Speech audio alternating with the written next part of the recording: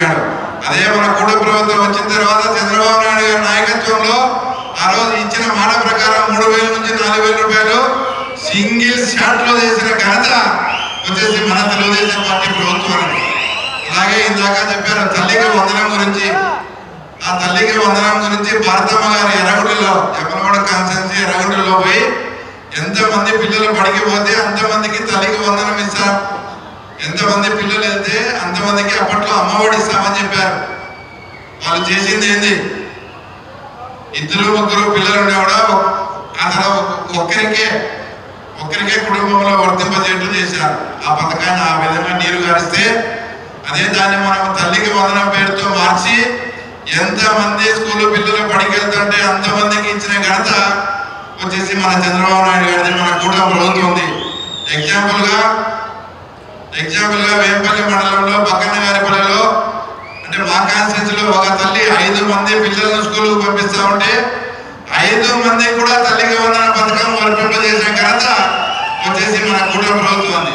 అలాగే స్త్రీశక్తి విషయంలో కానీ ఆర్టీసీ బస్సుల్లో ఎక్కడైనా వైఎస్ఆర్ వాళ్ళు కూడా ఉంటే వాళ్ళ సోదరి వాళ్ళ సత్యమలు కూడా వెళ్తుంటే వాళ్ళని అడగండి, ఆర్టీసీ బస్సులో మీరు టికెట్ డబ్బులు ఇచ్చి వెళ్తున్నారా, మీరు ఫ్రీగా వెళ్తున్నారా, ఒక్కసారి ఆలోచన కూడా చేయండి. ఇలాంటి పథకాలన్నీ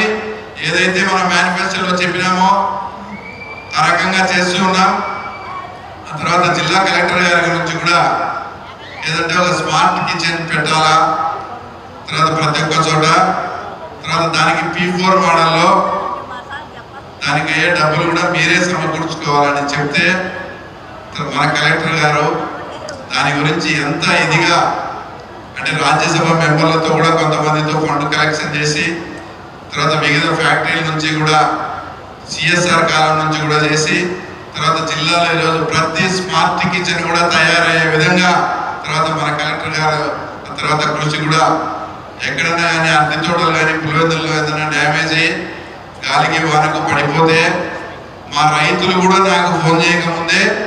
తర్వాత కలెక్టర్ గారు మాకు ఫోన్ చేసి మీ ఏరియాలో ఈ విధంగా డ్యామేజ్ జరిగింది, మీరు అక్కడ పోయి చూసి హార్టికల్చర్లతో ఇచ్చి దానికి కావాల్సిన ఇన్పుట్ సబ్సిడీ కానీ మిగతాడి కానీ అన్ని ప్రభుత్వం నుంచి మేము వర్తింపజేస్తామని ఇలాంటి కలెక్టర్ గారు నిజంగా మా కడపలో ఉండడం చాలా మాకు అదృష్టంగా కూడా భావిస్తూ,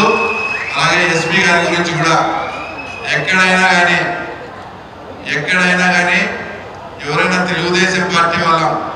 వైఎస్ఆర్ పార్టీ వాళ్ళను టార్గెట్ చేసి వీళ్ళని ఇబ్బంది పెట్టాలా, వీళ్ళని సతాయించిన సంఘటన ఒక్క సంఘటన ఏమన్నా ఉంటే చెప్పండి. కక్ష సాధింపు చర్యలకు కానీ ఎలాంటి పరిస్థితుల్లో పోకుండా వాళ్ళు మేము చెప్పినా కూడా తర్వాత మా ఎస్పీ గారు అలాంటి వద్దని మాకు అలాంటి సుపరిపాలన అందించే విధంగా లా అండ్ ఆర్డర్ విషయంలో అంత హానెస్ట్గా అంత స్ట్రిక్ట్గా కూడా పనిచేసే మా ఎస్పీ గారికి, అలాగే మా సోదరైనటువంటి మా అక్క గురించి ప్రసాద్ చాలా మంది మీకు ఇలాంటి ఇన్ఛార్జి మంత్రి దొరకడం కూడా మీకు చాలా అదృష్టము. ఏంటంటే మా ఇన్ఛార్జి మంత్రి గారు మేము ఎప్పుడు ఫోన్ చేసినా పలకడం, తర్వాత ఇక్కడ శివమోహన్ రెడ్డి అని కూడా ఉన్నాడు, ఆయన కూడా చెప్తున్నాడు పొద్దున. తర్వాత బీసీ హాస్టల్ గురించి ఆ ఫండ్ గురించి ఎంతంటే అంత అక్క కూడా కష్టపడి 9 కోట్లు ఇచ్చి ఈరోజు 600 మంది పిల్లలు ఈరోజు ఆ స్కూల్లో మళ్ళీ చదివి హాస్టల్ ఫెసిలిటీ కూడా వచ్చే విధంగా చేసిందంటే అక్క కూడా మరీ అంత థ్యాంక్స్ చెప్తూ ఇవన్నీ బాగానే ఉన్నాయి. తర్వాత మన ప్రభుత్వం కూడా మన చంద్రబాబు నాయుడు గారి సుపరిపాలన అభివృద్ధి సైడు చాలా ఇదిగా పోతూ ఉంటాం.